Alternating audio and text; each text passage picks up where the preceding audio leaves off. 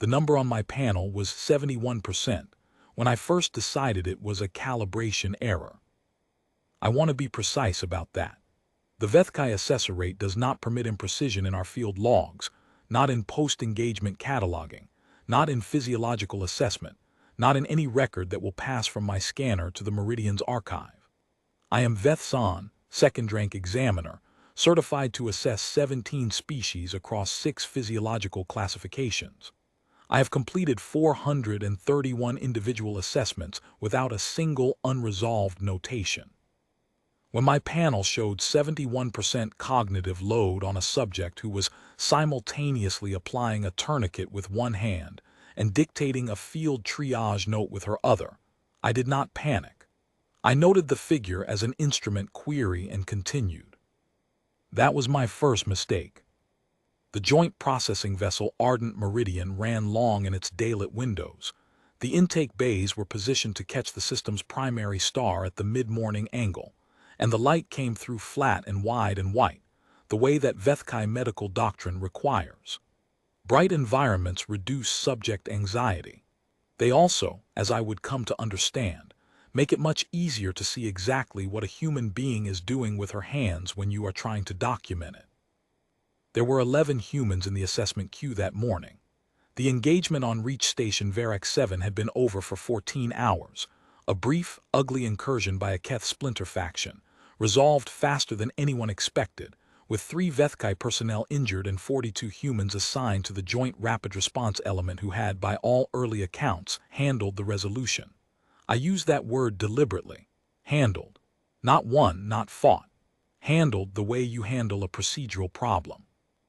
The after-action report used the phrase efficient neutralization 4 times. The phrase unanticipated tactical response appeared twice. Those 2 phrases, if you pressed anyone in the command tier to explain them, produced a great deal of looking at floors. My task was not the after-action report. My task was physiological assessment of the human personnel before they transferred off the Meridian. Routine, blood chemistry, structural integrity of limb and joint, neurological response baseline, cognitive load. I would produce 11 files. Each would receive a numerical classification, and the assessor rate would have documentation sufficient for any subsequent inquiry. That was the job. I called the first subject at 8:47 ship time. Specialist Oran Dacey was 31 years of age by human reckoning, which the conversion table put at roughly mid-stage for a human female of her build, not young enough to be at the early career physiological peak, not old enough to show the gradual load curve decline my instrument tables projected for late-stage humans. She was, by the most straightforward reading of her file, unremarkable. A field medic.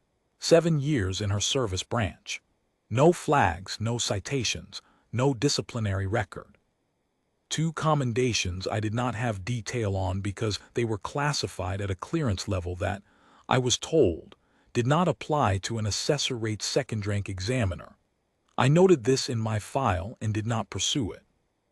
She came into the bay already moving, not agitated, moving, scanning the room as she walked, not the way a nervous subject scans, eyes wide, breath elevated, hands open and uncertain, but the way a person scans a space when they are deciding how much of it they may need to use.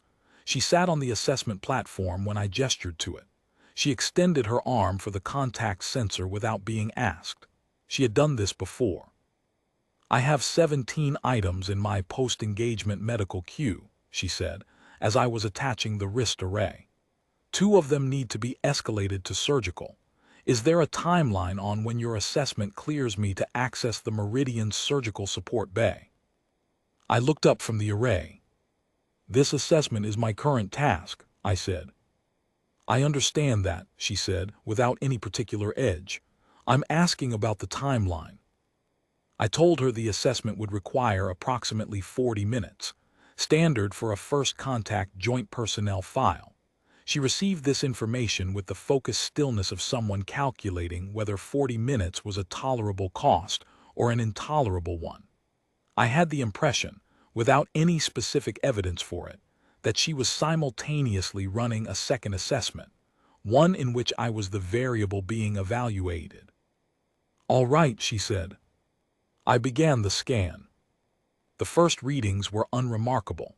Blood chemistry within normal human parameters, iron levels slightly elevated, which the instrument's xenobiology overlay flagged as consistent with high-output physical activity in the preceding 18 hours. Cortisol elevated. Adrenaline metabolite trace still present. These were the expected signatures of a subject who had been in an engagement environment. The structural integrity scan found no acute fractures, a contusion on her left forearm consistent with blunt impact, and a healing laceration across the back of her right hand that she had sutured herself. Tight, even, competent work. And she had used the wrong suture material for the depth of the wound, which told me something about what supplies had been available. I began the neurological array. This is where I need to explain how the Vethkai cognitive load index works, because without that explanation, the number 71% does not mean what you might think it means. The cognitive load index is not a measure of intelligence. It is not a measure of processing speed, memory access, or any of the other metrics that different species have attempted to use as proxies for cognitive capacity. It is a direct electromagnetic measurement of total neural activity as a proportion of a given brain's maximum observable output, the ratio of what the brain is currently doing to the ceiling of what that brain's architecture can theoretically sustain. 100% is the theoretical ceiling. It is not survivable. We have observed 100% readings in 3 species during terminal neurological events. We have observed readings above 85% in Vethkai subjects during extreme cognitive stress, deep trance calculation states, severe trauma response, the acute onset of certain neurological disorders. The highest reading I had personally documented before that morning was 79% on a Keth scholar during a precision weapons guidance calculation. I had noted it as exceptional and filed it with a recommendation for follow-up. The human brain, according to the xenobiology tables that the assessorate had compiled from 37 years of joint species physiological data, showed a typical operating range of 28% to 44%. At rest, 15% to 20%. During high-stress physical activity, up to a documented peak of 52%. The 52% figure had been recorded twice, both times in individuals in acute life-threatening situations. Both times with elevated adrenaline, cortisol, and stress hormone profiles, consistent with severe fear response. Specialist Dacey's resting read, in the first 30 seconds of the neurological array, was 61%. I confirmed the probe contact. I reset the array calibration. I ran the standard interference check for electromagnetic contamination from the Bay's other instruments. I got 61% again. She was sitting still on the assessment platform, hands resting on her knees, watching me with the patient but attentive expression of someone who had allocated 40 minutes to this and intended to spend them efficiently. She was not under stress. She was not in danger. Her cortisol, which I had measured 10 minutes ago, was elevated but declining. Her heart rate was 68 beats per minute. She was, by every other physiological marker, at rest. Her brain was running at 61% of its theoretical maximum capacity. I made a note, possible instrument error, recalibrate array post-session. She looked at the scanner. Is there a problem with the equipment? A calibration query, I said. It will not affect the assessment. She nodded. She looked away from the scanner. Her reading went to 63%. I spent the next 8 minutes on the structural assessment, lower body, spine, secondary organ checks. Routine. I was thorough. I was also, I will admit, recalibrating my assumptions about what I was looking at, because the number on the panel continued to move while she sat still, and by the time I had finished the lower body pass, it had settled at 64% and was not declining. I reviewed the interference data twice more and found nothing. At 9:21, she said, "Can I use my hands while you're doing the spinal assessment? I can hold them where you can see them." "What for?" I said. I have a field report I need to dictate. I can do it without audio. I use a haptic text system. She showed me the device on her left wrist, separate from my array. Small, flat, matte gray, a transcription interface that she apparently wore as standard equipment. The spinal assessment did not require her hands to be static. I told her this. She began to type. She did not look at the haptic interface. She did not look at the text output on the small screen she had opened on her knee. She typed in a steady, uninterrupted rhythm while I worked around her, and her cognitive load went to 68%, and I stopped pretending it was a calibration error. I kept working. The assessment proceeded, but I was watching the number now. She dictated the field report in 23 minutes. I know the exact time because I was logging it. During those 23 minutes, she also answered 3 questions I asked her about the contusion on her forearm and the sutured laceration, described the mechanism of injury for both in precise anatomical language, requested twice more for an update on the surgical bay access timeline, and at one point looked up sharply when one of the other assessment bays produced an alert tone, identifying the sound, evaluating it, determining it was a routine equipment check rather than a medical emergency, and returning to her dictation, all in the space of perhaps 2 seconds. Her heart rate did not change. Her cognitive load during that evaluation went to 71% and then returned to 68% when she had resolved it. That was when I wrote, possible instrument error, recalibrate array post-session. I need to admit something here. I wrote that note not because I believed it. I wrote it because I needed to believe it. Because 71% in a resting, unstressed human subject had no category in the assessor rate tables. There was no classification number for it. There was no precedent in 37 years of joint species physiological data. If it was not an instrument error, I did not know what it was, and second-rank examiners of the Vethkai assessor rate do not file records containing entries they cannot classify. That is not pride. That is professional function. An unclassifiable entry is an incomplete record, and incomplete records require escalation, and escalation requires an explanation I did not have. I finished the structural assessment. I moved to the secondary neurological baseline, reflex response, sensory mapping, input processing rate. The input processing rate is a simple test. I present the subject with a series of stimuli, visual, auditory, tactile, at a calibrated interval, and measure the neural response lag between stimulus and processing. It tells me how quickly a subject's brain translates raw sensory input into actionable information. For Vethkai, the normal range is 0.18 to 0.24 seconds. For humans, the assessor rate tables showed a range of 0.21 to 0.31 seconds, somewhat slower than Vethkai, consistent with the broader neural architecture difference. The fastest individual human response time on record was 0.19 seconds, flagged at the time as statistical noise by the examiner who recorded it. I ran the test. Her average was 0.14 seconds. I ran it again. Her average was 0.13 seconds.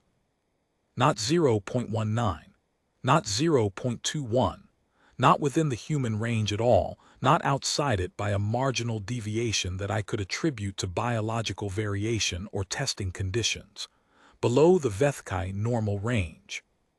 In the range, we typically associated with species that had evolved specifically for rapid multi-input threat assessment, the kind of neural architecture that developed in prey species under intense predation pressure over very long time spans, or in hunting species that needed to track and process multiple simultaneous environmental signals.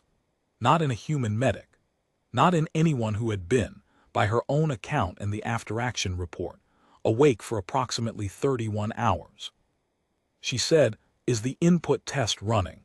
I can see the light series, but I'm not getting a confirmation tone." "The test has completed," I said. Already, I said. She looked at me for a moment with an expression I did not have a classification for. Not suspicion, not pride. Something more like the look a person gives when they have recognized that the conversation has shifted onto ground they have covered before and are deciding how much of that history to offer. "Okay," she said, and she returned to her field report. Her cognitive load was at 73%. I want to explain what it felt like to watch that number climb. The Vethkai are not an emotional species in the way that humans use the term. We process and we record and we classify. Feeling, for us, is a secondary phenomenon, a registered shift in the biochemical state that accompanies certain categories of new information. I am trained to observe and not to react.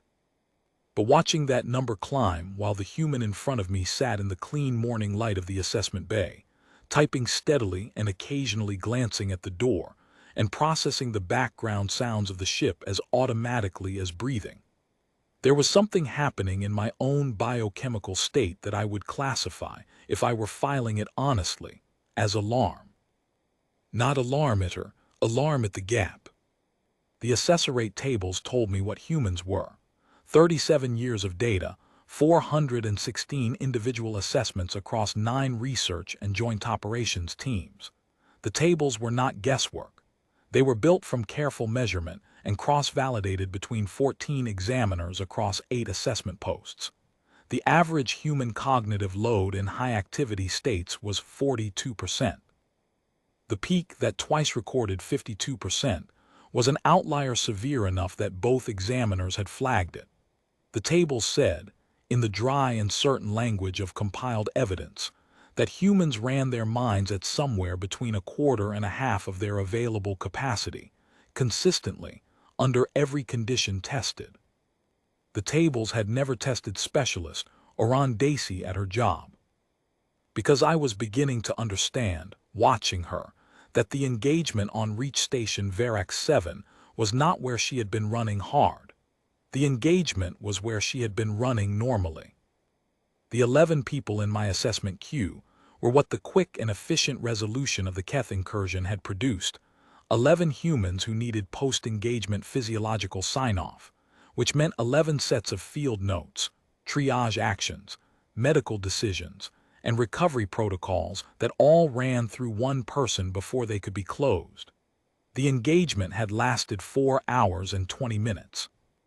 In that time, by the figures in her queue that I could see, she had triaged 24 individuals, initiated emergency protocols on 6, performed 2 surgical interventions in a field environment with compromised equipment, and dictated ongoing status updates for all of them in a continuous medical record that the Meridian's receiving team would need to act on.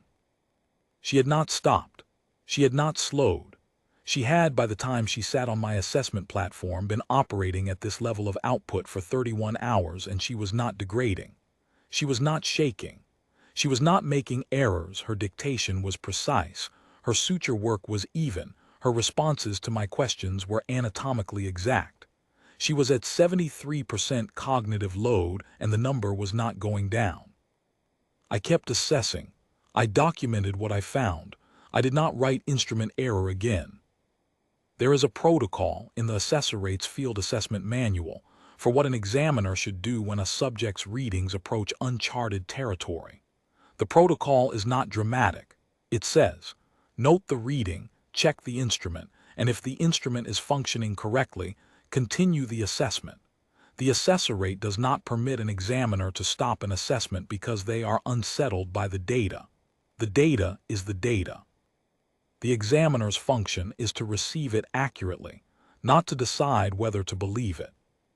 I followed the protocol. I continued the assessment. But I was watching the number. 73% through the secondary sensory mapping. I was running a bilateral auditory stimulus test, a series of tones at defined intervals, measuring the response lag across both auditory processing regions. Standard protocol, typically completed in 4 minutes. She responded to every tone before I had registered that the tone had completed its emission. The instrument logged her response times and compared them to the assessor rate's interspecies timing table. The table showed her results in a column that, for humans, contained values between 0.22 and 0.38 seconds. Her column was empty. The values were not out of range high. They were out of range low. The table did not have a row for 0.11 seconds. She did not know I was logging this in particular.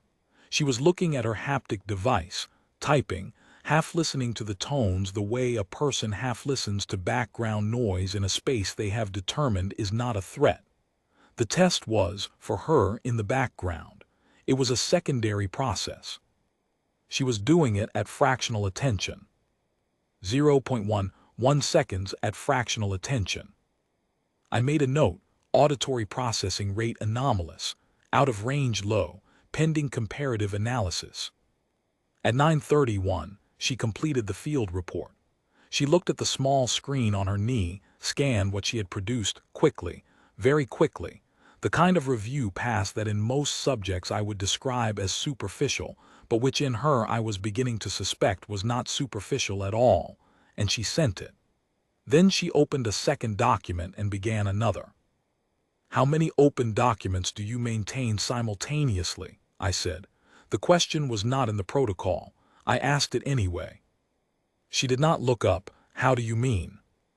"On the transcription device," I said. "How many active files at one time?"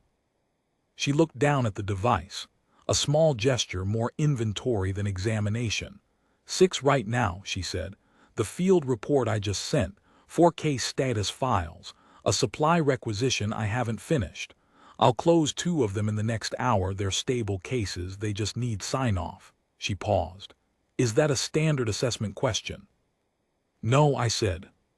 She accepted this without comment and returned to typing. 6 open documents. 6 active parallel files, each representing a living person she was tracking, each requiring ongoing attention and updating and decision-making, running simultaneously in the background of a conversation and a physiological assessment that were themselves, by any reasonable measure, requiring her full attention. Her reading was 74%. I watched it hold there for 7 minutes, a period during which she completed 2 case file updates, identified a change in one subject's trend data, and flagged it for surgical review, answered a question Vethkai called through the wall about a piece of monitoring equipment, and sat for my joint flexibility assessment without once breaking the documentation thread.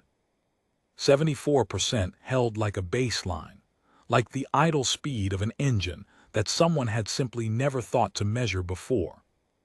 The joint flexibility assessment found minor stiffness in her left shoulder rotator cuff stress, the kind produced by sustained one-position physical work over many hours. Not acute, not debilitating, but the kind of finding I would normally note as a rest recommendation. I noted it. I did not tell her, because I had already concluded that she would receive the recommendation with the same polite, focused acknowledgement she gave to the surgical bay timeline. Accepted, logged, and deprioritized in favor of the 12 active cases. I moved to the respiratory assessment. Her breathing was steady and controlled in a way that was not, I was now reasonably certain, coincidental. Most subjects breathe at their resting rate during a seated assessment. She was breathing at a rate slightly below her resting rate, a deliberate choice, I thought, possibly not fully conscious, the kind of regulation that had become habit, managing the respiratory load as a function of the whole, every system running at what it needed to run at, no more. "Do you regulate your breathing deliberately?" I asked. A pause. "Sometimes," she said. "When there's a lot going on, it helps to keep the rest of the body from escalating unnecessarily." "You learned this," I said. "Trained for it," she said. "Field medicine involves managing your own state while managing someone else's. If your hands start shaking because you're frightened, you can't work. So you don't let yourself be frightened in the way that produces shaking. You can be frightened in other ways." I wrote that down. I wrote it down in full, in my own notation, not in the standardized assessment fields. It was not a data point the assessorate's forms had a slot for. I wrote it down because I believed it was relevant, and because relevant information that does not fit a form is still relevant information. Her cognitive load went to 76% during the respiratory assessment, then to 77% as she finished a case file update and opened the next one. At 9:48, a second alert tone sounded from the bay next to mine. This one was different, a priority code rather than a routine check, and she heard it in the same instant I did. She was off the platform before I had processed the frequency. "That's a respiratory alert," she said, already moving toward the partition between bays. "Do you have clearance protocols in your bay for inter-subject intervention?" I told her that inter-bay protocols required examiner authorization. She was already at the partition. She turned back once. "Authorize me." I authorized her. She moved through the partition and I followed, because my professional function required it, but also because I was no longer capable of not watching her work. The subject in the next bay was a young human male. I checked the Q file as I moved Specialist Third Class Rennick Vo, 24 years old, a signals operator. He had come in after Daisy, been positioned on his assessment platform, and had, sometime in the preceding few minutes, gone from elevated but stable vitals to a respiratory alert that my colleague Assessor Vethkai was currently trying to manage with the expression of someone very much outside their training depth. Daisy was at the platform before Vethkai had finished saying the word airway. She ran her hands across the young man's throat and jaw, a fast, practiced movement, not rough, her fingers pressing at specific anatomical landmarks with a precision that read less like feeling and more like reading. She had assessed the situation and made a decision in approximately 4 seconds. Then she asked me, over her shoulder without looking up, "Your kit, do you have a 14-gauge aspiration set or are we improvising?" I told her the location of the equipment cabinet. She told me what to bring. She named 4 specific items in sequence by their exact designations, using the joint species medical terminology that the assessorate used in its cross-species training documentation. Not the human terminology, but the Vethkai and human hybrid catalog terminology that most human medical personnel either did not know existed or found too technical to use fluently. She used it as though she had memorized the catalog. I got the equipment. What followed was 11 minutes. I will not write it as though I understood it fully in the moment, because I did not. I understood enough to recognize competence, the kind of competence that does not announce itself and does not explain itself and does not require the observer's appreciation. She worked. The young man's vitals stabilized. When it was done, she spent 3 minutes with him, speaking in a low and level voice, and then she told Vethkai the monitoring parameters to watch for, and told Vethkai she would return in 90 minutes to reassess. And then she came back through the partition to my bay, and she sat back on the assessment platform, and she picked up her haptic transcription device, and she began to document what she had just done. Her cognitive load was 79%. I was standing at my panel and I was looking at 79% and something in my assessment, the professional function, the record, the clean certainty of my 431 unresolved notation files, had come apart somewhere in the last 20 minutes, and I was trying to reassemble it in a way that accounted for the number on my screen. She noticed me noticing. "Is there something wrong with the reading?" she said. She did not seem concerned. She seemed like someone asking a reasonable question about a piece of equipment. "The reading is within the instrument's functional range," I said. "The figure it is recording is outside any comparative baseline I have available." A pause, then, "What figure?" I hesitated. Vethkai assessment protocol does not include sharing real-time readings with subjects during an assessment. The protocol exists for good reasons. Subjects who are aware of their readings modify their behavior in response to them, often in ways that contaminate the data. I knew this. I also knew that I was already in territory that no protocol had been written to cover. 79%, I said. She looked at the panel, then at me.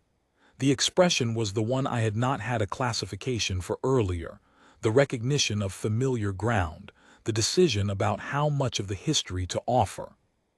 Is that high? She said. The previous high recorded for your species, I said, was 52%, recorded twice, both in subjects experiencing acute life-threatening stress. Another pause. I'm not experiencing acute life-threatening stress, she said. I know, I said. She was quiet for a moment, then she said, how high does the scale go? 100% is the theoretical ceiling, I said. It is not survivable. We have observed it 3 times, terminal neurological events. She absorbed this. So 79% is. Unknown category, I said. In a subject who is not in a terminal neurological event, who is not in acute stress, who is not in a crisis state of any documented kind, 79% has no classification in any data I have access to. She looked at the haptic device in her hands, then at the panel, then back at her hands. How many people do I have left in my queue? She said. That is not information I have access to, I said. 17 originally, she said, not to me but to herself. 2 escalated to surgical. That leaves 15, minus the 2 I closed during the engagement, so 13, minus VO I just stabilized, so 12. 12 active cases. She was not looking at anything. She was running numbers in the way that I now understood was simply how she processed, not a visible calculation, not a labored effort, just a fast pass through a structure she maintained at all times. 2 of the 12 are time-sensitive. One of them is very time-sensitive. He's going to start showing sepsis markers within the next 4 hours if I don't start the antibiotic protocol. I looked at the number on my panel. You should complete the assessment before accessing the surgical bay, I said. This was the protocol answer. I said it as the protocol required. I also no longer entirely believed it. How much longer on the assessment? She said. 12 minutes, I said. I have the secondary cortical mapping remaining. She nodded and extended her arm. Let's go. I ran the secondary cortical mapping. I watched what it produced. The Vethkai cortical map reads activity distribution across the brain's functional regions. It tells me not just how much total activity is present, but how that activity is allocated. In normal subjects, under normal conditions, I expect to see a distribution with 1 or 2 dominant active regions, whatever the subject is currently focused on, and lower activity in the remainder. The pattern looks on the display like a topographic map with 1 or 2 high peaks and a lot of low terrain. In extreme stress states, the distribution flattens somewhat, more regions activate, the peaks broaden, but there is still a dominant activity cluster. Specialist Dacey's cortical map did not have 1 or 2 dominant regions. It had 17. 17 distinct active regions at significant load levels, running in parallel, with no single dominant region and no low-terrain areas. The display looked less like a topographic map with peaks and more like a topographic map of a range. A whole system of ridges running at elevation, none of them quiescent. I stared at it for several seconds before I understood what I was looking at. She was not focused on one thing. She was focused on 17 things simultaneously at significant load levels. Her field report, her medical cue, the monitoring parameters she had given Vethkai, the time-sensitive sepsis case, the sounds of the ship, the status of the other subjects in the assessment queue, the location of the surgical bay relative to the assessment bay, the exact tension she was applying to the haptic device, the ambient temperature of the room, the face of the young signals operator through the partition, which she could not see but which I believe she was tracking by sound and building into a status model. 17 active threads, not sequentially, not in rotation, simultaneously, in the way that a system maintains parallel processes, none of them going dark while the others run. I have assessed Vethkai scholars in deep calculation trance states. The maximum parallel processing threads I have documented was 9, and the subject had to be in a controlled sensory deprivation environment to sustain it, and he crashed completely afterward and slept for 16 hours. She was doing 17, with a healing laceration on her right hand in a ship's assessment bay. I filed the cortical map under no comparative baseline, pending classification. She finished typing one-handed while I attached the final sensor. "Is there anything else you need for the assessment?" she said. There were several things I could have said, several protocols that remained incomplete, several questions I could have asked that might possibly have produced data I could classify. I looked at the cortical map. I looked at the cognitive load reading, which had risen while we talked to 81%. "No," I said, "the assessment is complete." She was off the platform before I finished the word. I watched her cross the bay. She had already pulled up the surgical bay access request on a second device. The request was phrased in exactly the technical format required, using the correct authorization codes, sent before she had reached the bay door. She pushed the door open and was through it, and I watched the door close, and I stood in the clean, flat light of the assessment bay and looked at the numbers I had produced. I did not know how to file them. This is not a statement I make lightly. It is not a statement I have made before in 431 assessments. The Vethkai assessor rate procedure for an unclassifiable result is to consult the comparative xenobiology table, and if the table does not contain a relevant baseline, to escalate to a senior examiner with a recommendation for species-level documentation update. I knew what the procedure was. I was not following it, because I was still standing at the panel looking at the cortical map, and I was engaged in the process that I would, if I were filing it honestly, classify as trying to understand something. I spent the next 4 hours finishing the remaining 10 assessments. The work was routine. I moved through it with the careful thoroughness that the assessor rate required. I made my notes. I filed my classifications. The 10 assessments produced no anomalies.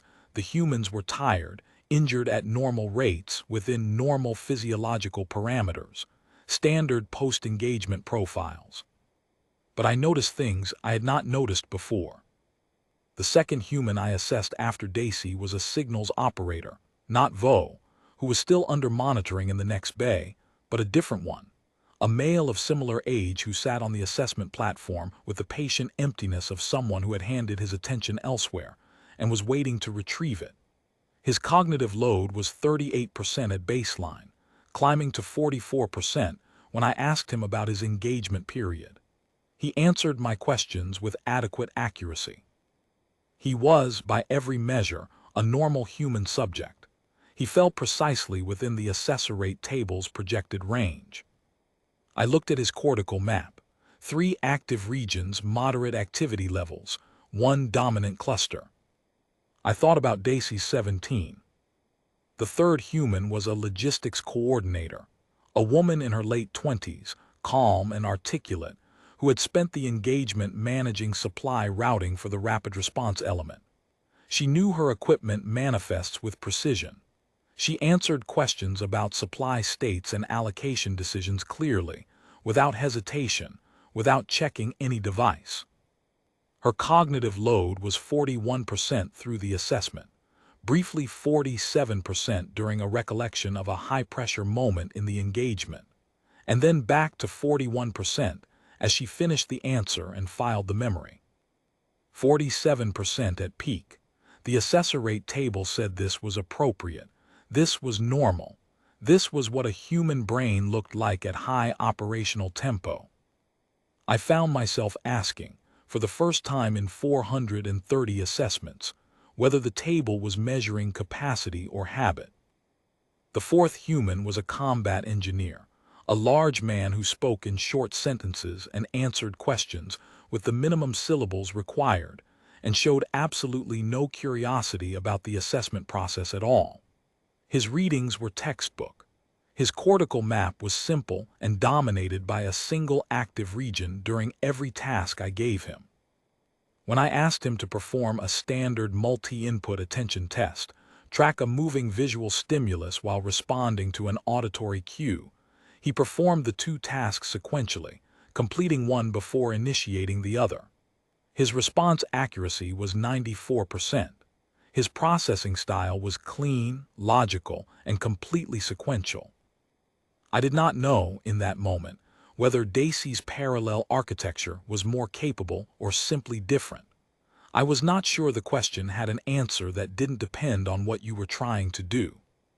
I kept working. I kept my panel live on Dacey's assessment data while I worked.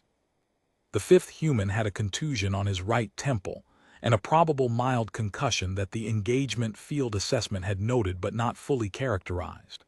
He sat on the platform with a slight squint and answered questions a beat slower than the others, but the slowness was consistent and not worsening, and his cognitive load ran 32% through the session, lower than the previous 4, which was consistent with the concussion-suppressing non-essential activity. I flagged him for follow-up at 48 hours and recommended rest. He nodded and said he was fine. I noted that he said this. The sixth human was the one I found most difficult to assess. She was a corpsman, a medical support role, one tier below Dacey's specialization, and she was 22 years old, and she had been in her first field engagement, and she had performed adequately by the after-action report's metrics. She sat on the assessment platform with the careful stillness of someone maintaining composure by deliberate effort, and her cortical map showed 2 regions running at high activity and a dozen others at low-level background noise, which the assessorate table classified as normal stress response. Her cognitive load peaked at 56% during our session, the highest I would see all morning apart from Dacey, and I recognized, watching her, that she was managing something. Not cases, not a queue.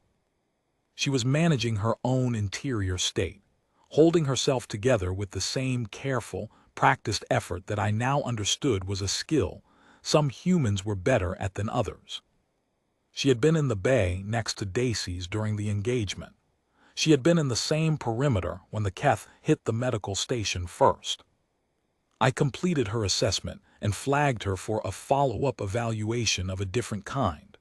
I wrote the word counseling in the recommendation field, and I meant it to be carried out.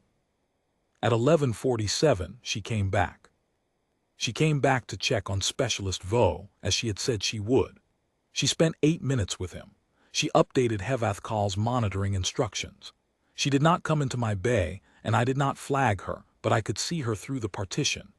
She moved with the same quality I had been watching all morning, that continuous low-level readiness, the environmental tracking that never stopped, the hands that were never quite still because there was always something being assessed or documented or prepared. At 12:03, she flagged the door of my bay. I let her in.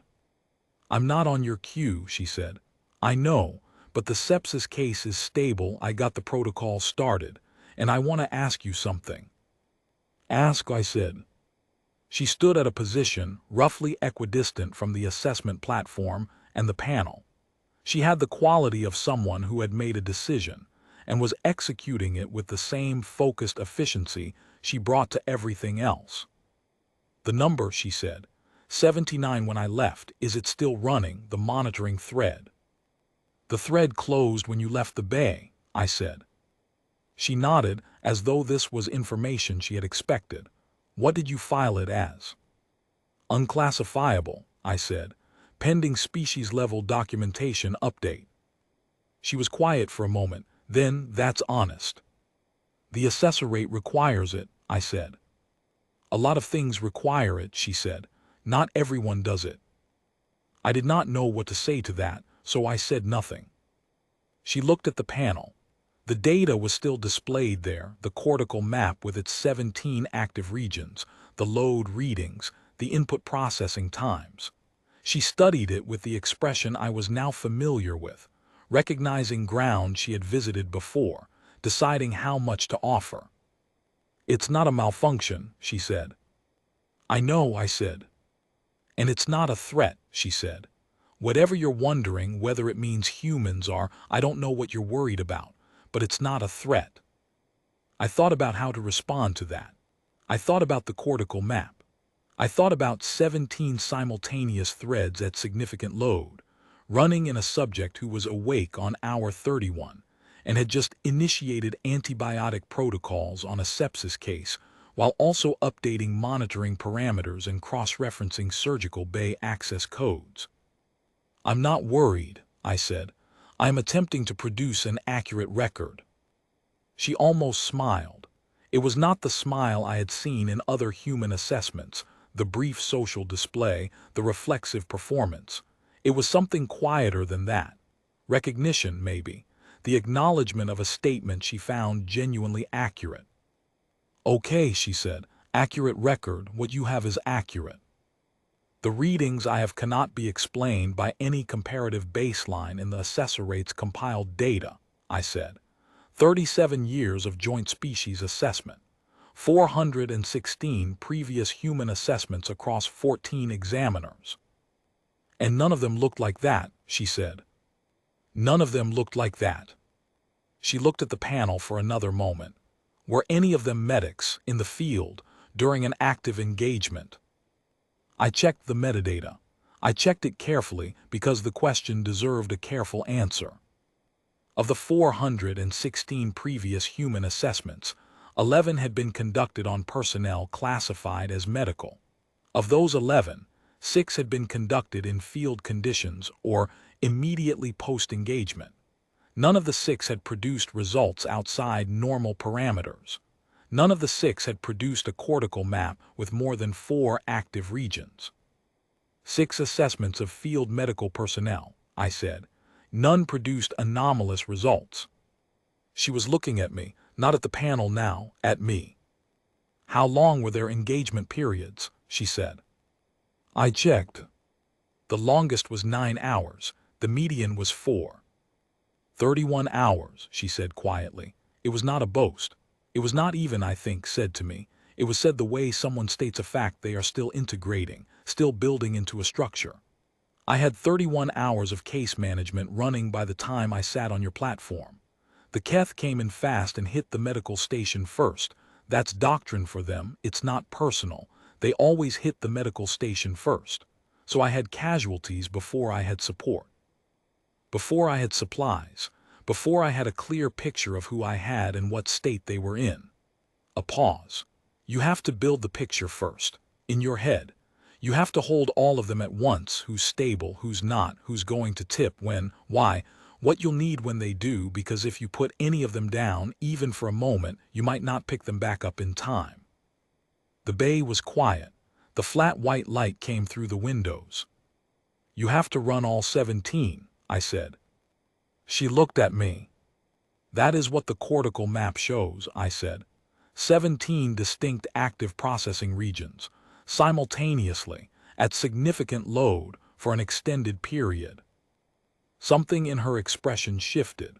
Not surprise she had known the number, had seemed in some way unsurprised by it.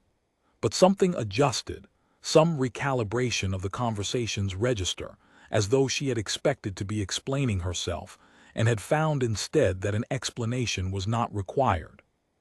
"Does the assessor rate have a classification for that?" she said. "No," I said, "which is why the entry is pending." "It'll probably need a new category," she said. "It will," I said. She took a breath, not a sharp one, not a distressed one, the steady breath of a person who has been running for a long time and is deciding whether the current moment is safe enough to release a fraction of that load. "Is there anything else you need for the record?" she said. "There is one additional assessment point," I said. "I did not complete it during the standard session. The sustained cognitive load index, the real-time read during extended activity. I have the 30-minute window from the assessment. I did not have a benchmark for the upper range." "Run it," she said. She sat on the assessment platform. She extended her arm. I attached the array. I ran the sustained cognitive load index. I watched the number climb. 62%. The baseline, the starting point. Her brain at low activity, filling out a form, waiting, breathing. Then she picked up the haptic device and opened her queue. 68%. The medical notes, the parallel tracking of 11 active cases and their individual status trees. The thread she maintained for Vo's respiratory, which she was monitoring by sound through the partition even as she typed. 73%. She flagged a priority shift in one of her cases, something in the status update she had received that had changed the triage order. She did not tell me. I watched her recalculate silently, the cortical map shifting and rebalancing as she absorbed the new information and restructured the priority tree around it. 79%. A secondary flag, 2 cases that had been stable were now showing trending data that would tip them out of stable in the next window. She held both threads open while she continued the primary documentation. She asked me, without looking up, if I had any data on Vethkai physiological cross-compatibility with a specific class of anti-inflammatory agents. Because she was managing 2 human cases with unusual metabolic profiles, and the standard dosing tables had been producing subtherapeutic results, and she wanted to know if the cross-species contamination risk from any shared medical supplies was the confounding factor. I looked up the data. I gave it to her. She incorporated it without breaking the documentation thread. 83%. 83%, and she was not showing any of the signs I associated with high cognitive load in species I had assessed before. No tremor, no gaze lock, that fixed, narrowed focus that typically appeared when a brain was approaching its working ceiling and beginning to prioritize ruthlessly. No slowing of the secondary tasks. She was not dropping threads. She was not making the involuntary self-protective cognitive narrowing that most species made when they approached high-load states. The unconscious reduction of peripheral inputs to protect the primary task. She was adding threads. I need to be precise about what I mean by that. It is not a figure of speech. The cortical map was not steady at 17 active regions. It was 17 when she sat down. It had been 17 through the early part of the session, with some variation as threads opened, were resolved, and were replaced. But at 83%, watching the map update, I counted 19. 2 new threads had opened. I traced them as best I could against the activity she had described. One was almost certainly the sepsis case. She had told me the case was stable, but stable and closed were different things, and the anti-inflammatory dosing calculation she had done 20 minutes ago had involved a revised protocol that she was now, I suspected, monitoring against the expected response timeline. She had estimated 4 hours before the sepsis markers would emerge if the protocol failed. She was now tracking that window in parallel with everything else. The second new thread I could not identify. I noted it as active and unknown. There was something faintly humbling about that notation. I was a certified second-rank examiner with a full neurological array running on a cooperative subject in a controlled environment, and I could not determine what one of her 19 parallel cognitive threads was doing. Whatever it was running at a level the instrument measured as significant.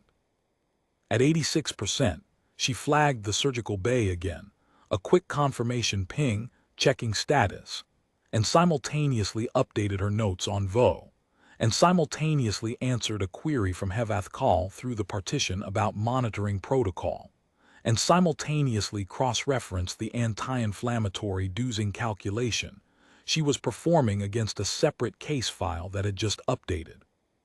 I watched the number. 89%. I want to be accurate about my biochemical state during the following minutes. The Vethkai classify alarm in 5 grades. Grade 1 is mild unease, an input that does not match expectation. Grade 2 is active concern, an input that requires response. Grade 3 is acute alert, threat classification required. Grade 4 is distress response, physiological mobilization for rapid action.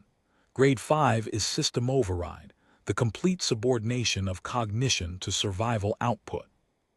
I was at grade 2 transitioning to grade 3.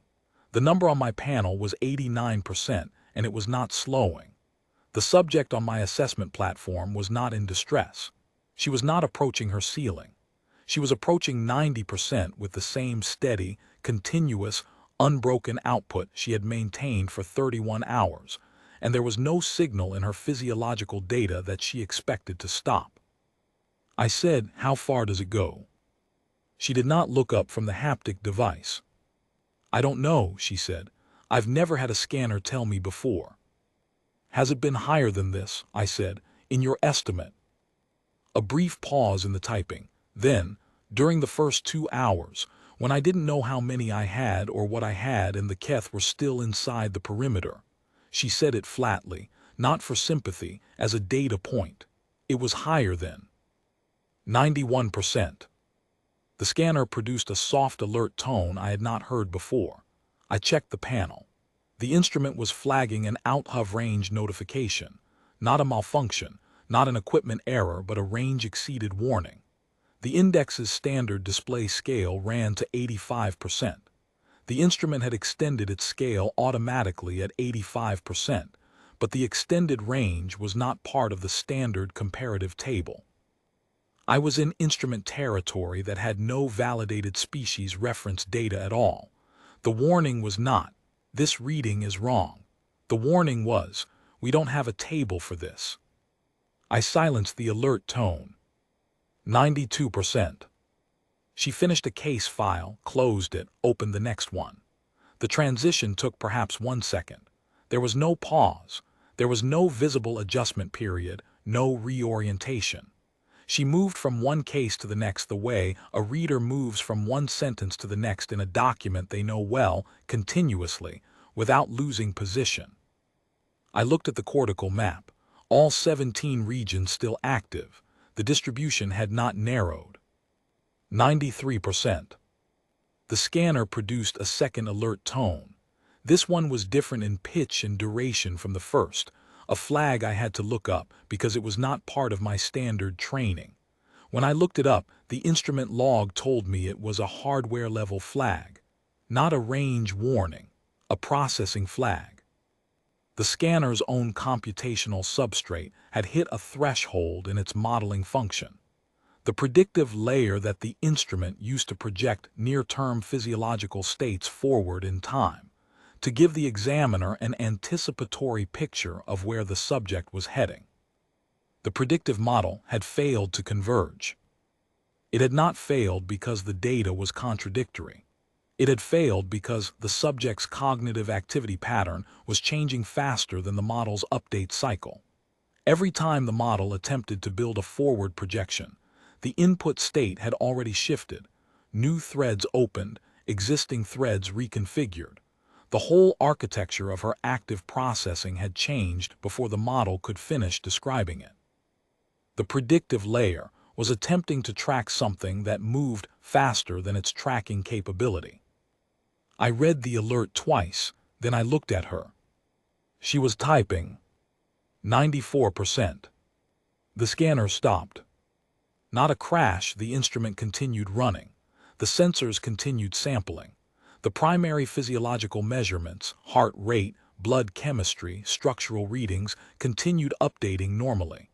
The cognitive load index read 94% and then the update thread froze, not because it was wrong. Because the instrument's processing substrate could not sustain the modeling load of tracking a subject at 94% cognitive activity, with 17 active parallel regions, and a pattern change rate that exceeded the model's convergence capacity. The scanner was still watching her. It had simply reached the limit of what it was able to describe. The panel displayed cognitive load, 94% extended range, predictive model unavailable. I looked at the panel. I looked at her. She had noticed, not because I told her, because she had heard the alert tone and processed its absence, the cessation of the scanner's regular sampling pulse, in the same automatic way she had processed every other ambient sound in the bay all morning. She did not break her documentation thread. She did not put down the haptic device. She finished the sentence she was writing. I could see the completion on the small screen on her knee, and then she looked up. She looked at the panel. She read the notation. Her expression was not surprise. It was not satisfaction. It was not quite anything I had a category for, though I would later find one. She looked at the lens of the scanner array, not at me, at the lens. Then she looked back at her screen and continued typing. I stood in the clean, flat light of the assessment bay of the Ardent Meridian and looked at the panel with its frozen reading and its unavailable predictive model and its notation of an extended range that the instrument had never been designed to reach. And I understood, in the way that understanding sometimes arrives, not as a constructed argument but as a recognized fact, that the 37 years of joint species physiological data in the assessor rate tables had been accurate. They had measured what they measured, and they had measured it correctly. They had simply never measured this. They had measured humans at rest, and humans under normal operational stress, and humans in acute crisis states, and humans recovering.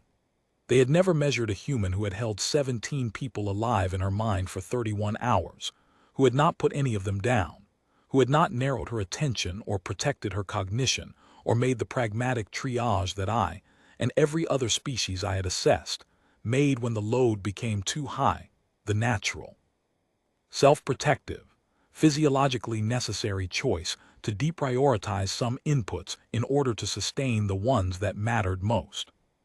She had not made that choice. She had not narrowed. She had not deprioritized. I did not think she knew how. I began to understand, standing there, that this might not be unusual, that the 6 field medics in the assessor rate archive, with their normal range readings and their 4 and 9 hour engagement windows, might not have been a representative sample, that the 416 human assessments might have been producing accurate data about humans in conditions humans were not, in any meaningful sense, fully present in. That the data told me a true thing about a human sitting in a waiting room or answering questions in a sterile facility, and a quite different, unreached thing about what happened when they were given 17 people to keep alive and no option to put any of them down. The scanner said 94%. She was still typing. I pulled up the new entry form for a species-level documentation update.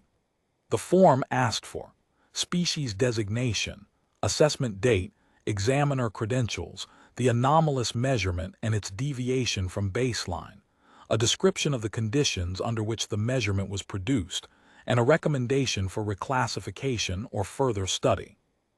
I began filling it in.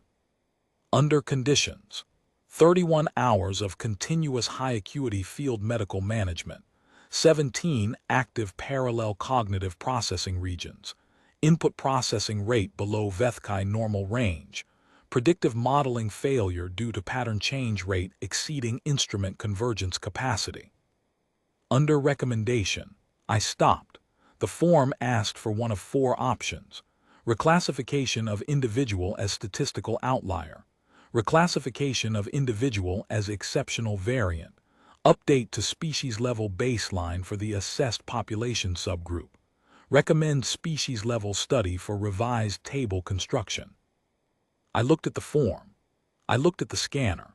I looked through the partition at the assessment bay where Specialist Vo was sleeping quietly, his vitals stable, his respiratory alert resolved, because the human on my platform had been tracking his status by sound through a wall while simultaneously managing 11 other cases, and answering my questions, and running 17 parallel cognitive threads at 94% of her theoretical maximum. I selected recommend species-level study for revised table construction. Then I added a notation in the free text field. The form did not require a free text notation. I added one anyway. It read, the existing table was built from assessments conducted in controlled conditions. It is accurate for those conditions. It does not represent the species. I saved the form. I looked at the panel one more time. Cognitive load, 94% extended range, predictive model unavailable. Through the partition, I could hear the steady rhythm of the haptic device. Typing, continuous, not slowing. She had 12 cases left in her queue. I did not think she was going to stop.